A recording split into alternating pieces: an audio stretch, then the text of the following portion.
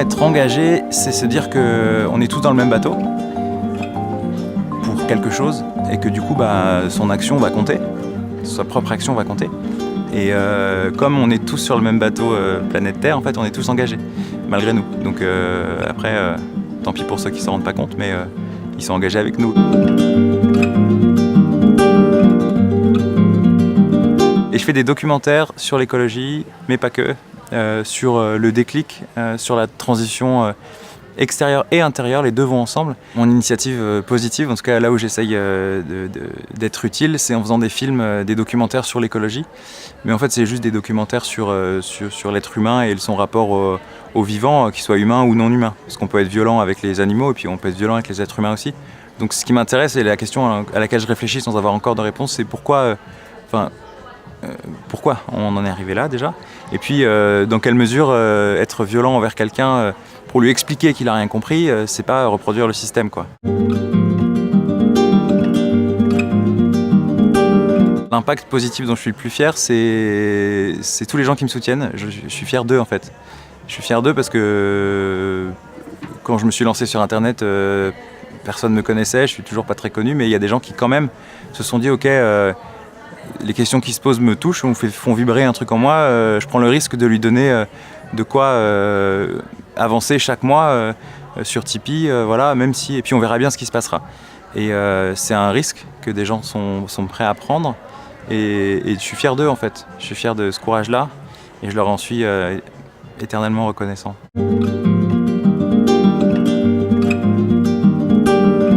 Quand j'étais enfant, je comprenais pas que les gens soient pas d'accord. Et après j'ai grandi et j'ai vu que les gens n'étaient pas d'accord, mais j'ai toujours pas compris. Et j'ai gardé cette question quelque part. Dans mon boulot, je rencontre plein de gens que je filme, des citoyens, des ados, des politiques, etc. En fait, ce que je trouve génial, c'est que on est tous différents et en même temps, on a tous plein de trucs en commun. Comment on arrive en fait dans des discussions ou des échanges à réaliser aussi ce qu'on a en commun et non pas moi je pense ci, moi je pense ça. Par exemple, quand on discute, il y a le fait que la discussion est intéressante pour les deux. Donc c'est déjà un truc en commun. Et de trouver des choses en commun, ça annihile l'envie de se faire du mal. Je me rends compte de manière empirique, et j'en ferai jamais une généralité, c'est que tous les gens que je rencontre, ils ont un truc quelque part extraordinaire. Et même le mec que j'ai filmé chez Monsanto, un patron d'usine de Monsanto, qui bosse chez Monsanto, ce qu'il fait dans son quotidien de travail à Monsanto est horrible. Mais en fait, il pense bien faire. Et c'est, moi, ce qui me préoccupe, c'est comment détourner, lui faire réaliser qu'en fait, là où il pense bien faire, ok, tu penses bien faire, mais tu pourrais juste détourner cette énergie vers quelque chose qui fait du mal à personne. Et je pense que ça me fait du bien, parce que je me rends compte que les gens sont tous incroyables, en fait.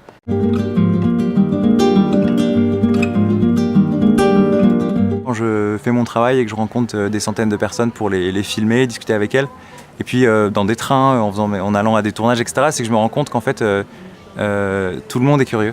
Et tout le monde a envie d'être heureux et de ne pas faire souffrir les autres. Et ça va un peu à l'encontre d'une idée reçue. Mais être curieux, ça peut aussi vouloir dire je veux savoir quels sont les différents plats que je peux choisir au wagon-bar.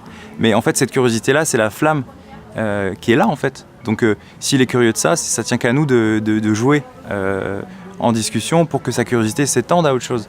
Évidemment, on nous incite à être le moins curieux possible. Dans plein de dispositifs différents, on nous incite à ça. Mais on reste toujours curieux et la flamme, elle ne s'éteint pas en fait. Et même quand on est, je pense, sur son lit de mort à 90 ans, on se dit mais qu'est-ce qu'il y a derrière, tu vois? Et donc en fait, on est curieux et on est curieux, quoi.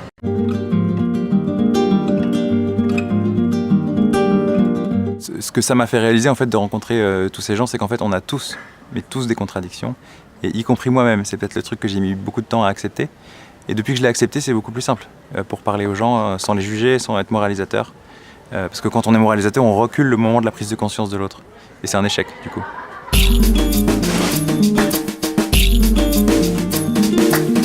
Ma passion, c'est de discuter et de poser des questions. Faire mon travail de journaliste sur Internet, ou même avant à la télévision, mais surtout sur Internet, en fait, ça satisfait chez moi le fait de réaliser au quotidien qu'en fait, je peux rien faire sans les autres.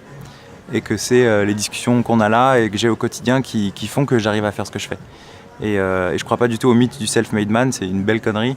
On a tous lu des livres, été soignés par soignés par des profs et éduqués par des médecins, ou l'inverse. Mais on a tous appris avec beaucoup de gens, on a des amis qui nous donnent des conseils, qui discutent avec nous, on a des profs de sport, des profs de musique, des profs de français. Et à quel moment en fait on décide de dire tous ces gens qui m'ont maintenu en bonne santé, qui m'ont éduqué, avec qui j'ai pu discuter, ils comptent pas, j'ai tout fait tout seul.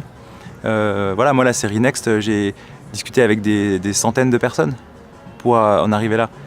Oui, effectivement, quand je arrive sur mon ordinateur et que je fais le montage, je suis tout seul, mais même pas. Parfois, il y a des amis qui viennent m'aider.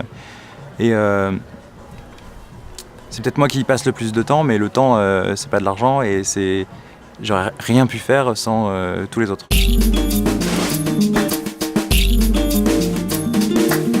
C'est quelqu'un qui se souvient qu'il change régulièrement d'avis lui-même. Parce que je pense que autant les entreprises prônent la cohérence, mais les personnes, on se construit au fur et à mesure. Donc il faut se rappeler qu'on change nous-mêmes régulièrement d'avis sur des choses pour être respectueux de celui qu'on a envie de faire changer. Parce qu'en fait, on ne peut pas faire changer les gens, on peut les accompagner à changer. Mais un changemaker, c'est quelqu'un qui n'est pas violent dans l'échange et qui ne va pas humilier le mec qu'il a envie de faire changer. Je pense qu'on peut tous changer.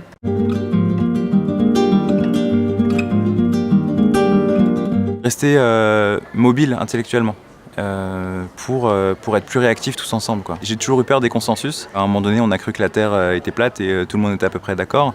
Et donc du coup, moi, ce qui me rassure, c'est l'idée que ça soit OK pour tout le monde de se mettre en mouvement dans sa réflexion. Mon secret, mais c'est très personnel pour passer à l'acte, c'est en fait prendre le temps pour soi. Parce qu'on dit tout le temps qu'on est trop égoïste ou individualiste, mais en fait c'est l'inverse. Je pense que c'est l'inverse. C'est-à-dire que si on prenait vraiment un peu de temps pour soi, tous les gens que je connais qui ont pris du temps pour eux, au bout de 3 mois, ils se faisaient chier. Et qu'est-ce qui s'est passé après? Après s'être occupé d'eux, ils sont allés voir les autres et ils ont fait des projets incroyables.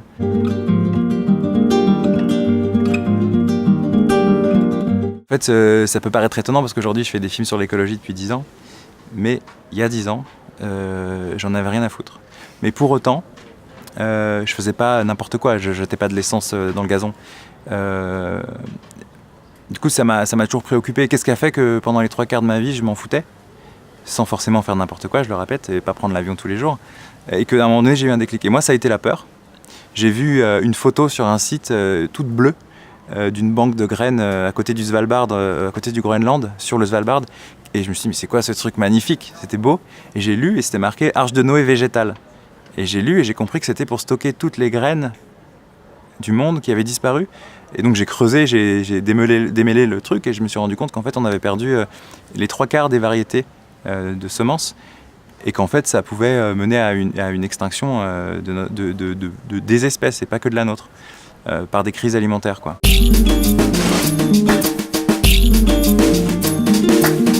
J'ai décidé il y a quelque temps en fait de me reposer la question régulièrement, alors pas tous les jours mais quand même assez régulièrement, si je suis au bon endroit pour faire le maximum de choses. Si demain ma conclusion c'est que en fait faut faire des jeux vidéo parce que ça touche beaucoup plus de monde que les films pour changer les choses, j'irai sur les bancs de l'école pour apprendre à faire des scénarios et je bosserai avec une équipe. Voilà.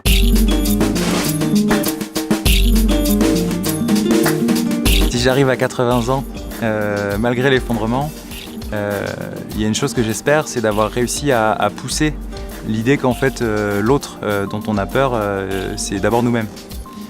D'avoir peur de changer soi-même, d'avoir peur de ce qu'on était ou d'avoir peur de ce qu'on sera.